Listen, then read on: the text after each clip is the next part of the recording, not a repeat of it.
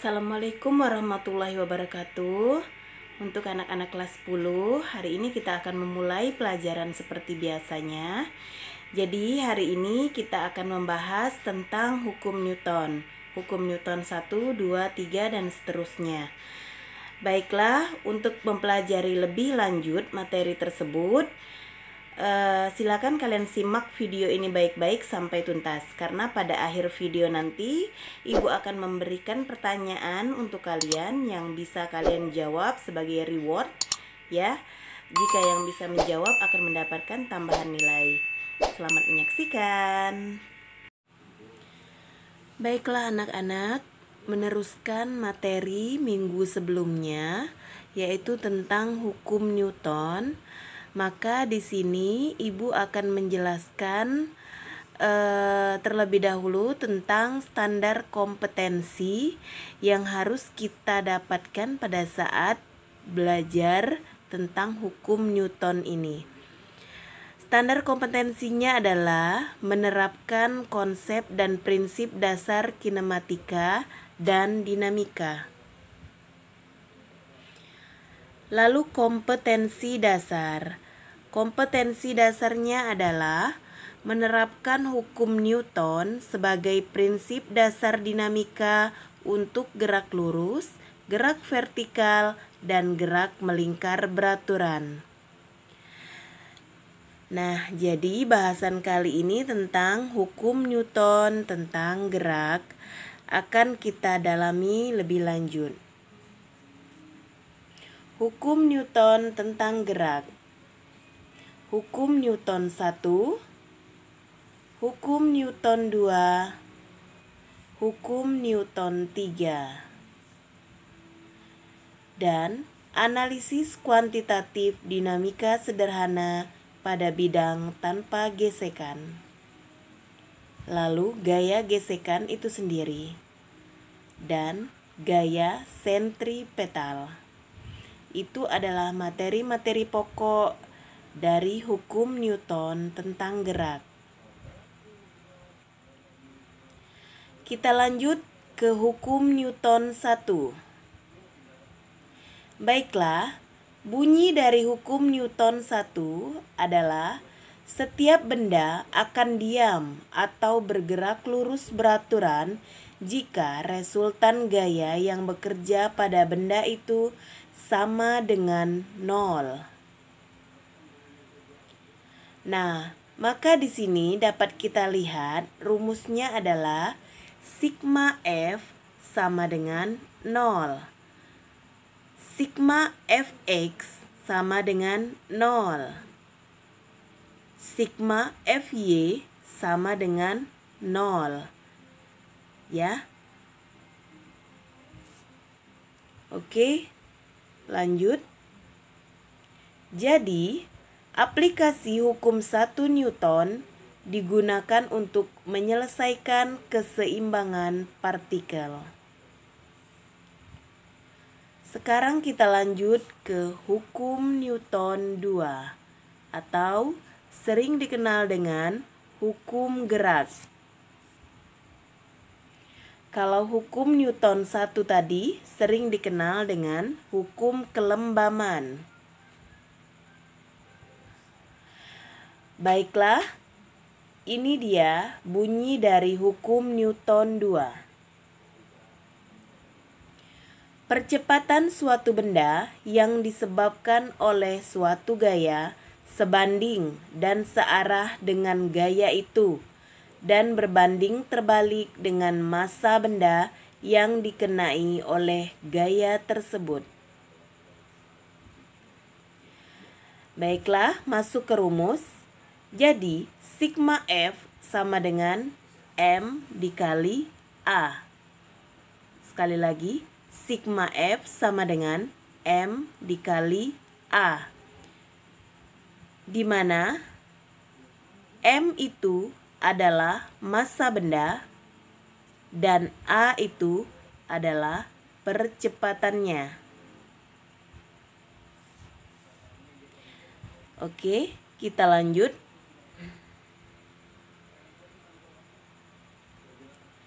Sekarang kita masuk ke hukum Newton 3. Baiklah, bunyi dari hukum Newton 3 adalah besar gaya aksi dan reaksi pada dua benda yang berbeda selalu sama besar, tapi berlawanan arah. Atau dapat disimbolkan dengan rumus F aksi sama dengan min F reaksi.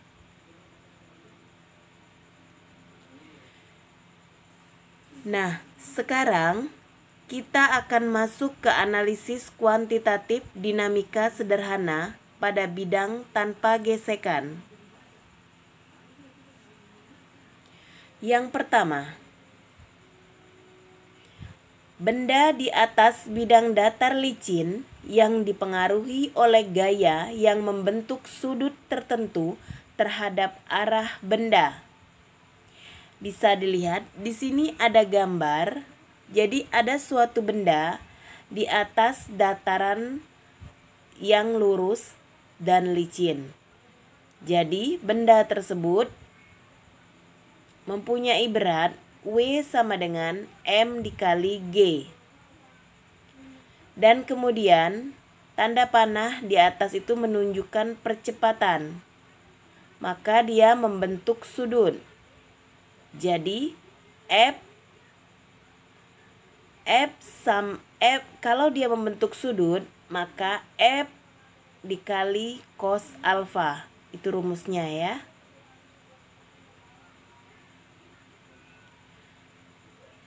Baiklah, kita masuk ke gaya gesekan. Jadi ada beberapa jenis gaya gesekan. Gaya kontak memiliki komponen yang sejajar dengan permukaan sentuh yang secara khusus. Arah gaya gesekan selalu berlawanan dengan arah gerak, sehingga bersifat menghambat gerak benda. Semakin besar gaya normal, maka semakin besar pula gaya gesekan yang terjadi.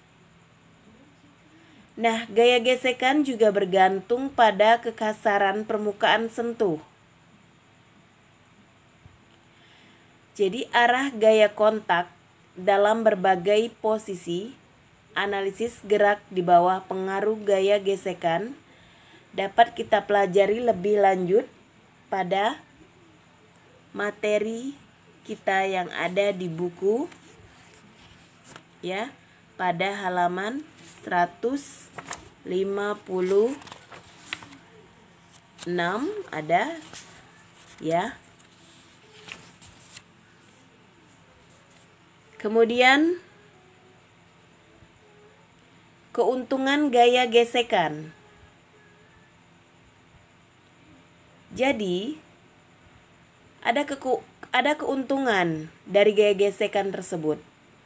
Seseorang dapat berjalan di atas tanah karena ketika telapak kaki menekan tanah ke arah belakang, ada gesekan antara telapak kaki dan permukaan tanah yang menimbulkan reaksi.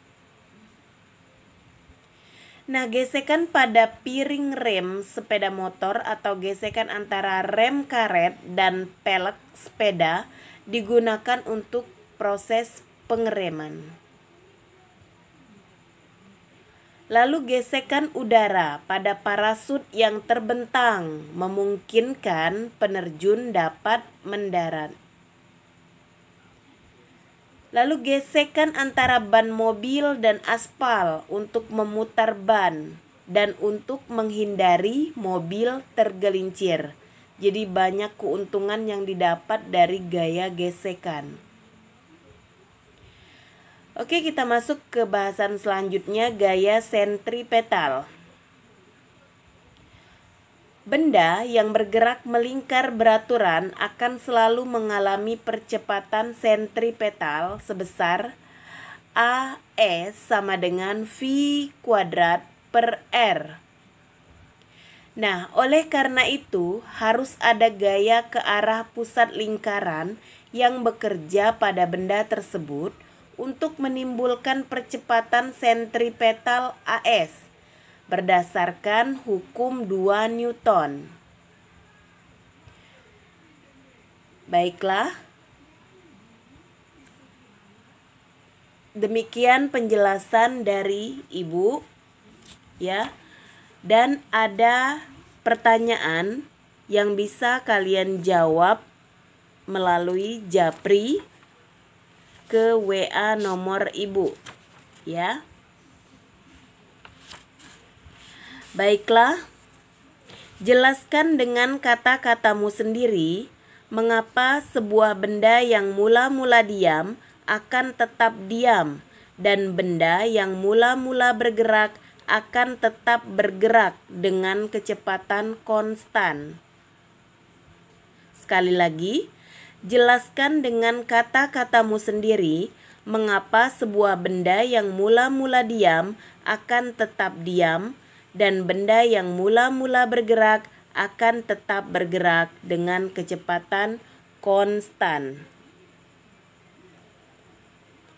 Baiklah, itu pertanyaannya. Silahkan kalian jawab ya. Dan jangan lupa YouTube ini kalian subscribe, lalu kalian like dan berikan komentar di kolom komentar berupa nama dan kelas kalian. Dan jika ada pertanyaan, silakan ajukan pertanyaan di kolom komentar tersebut. Terima kasih. Selesai. Wassalamualaikum warahmatullahi wabarakatuh.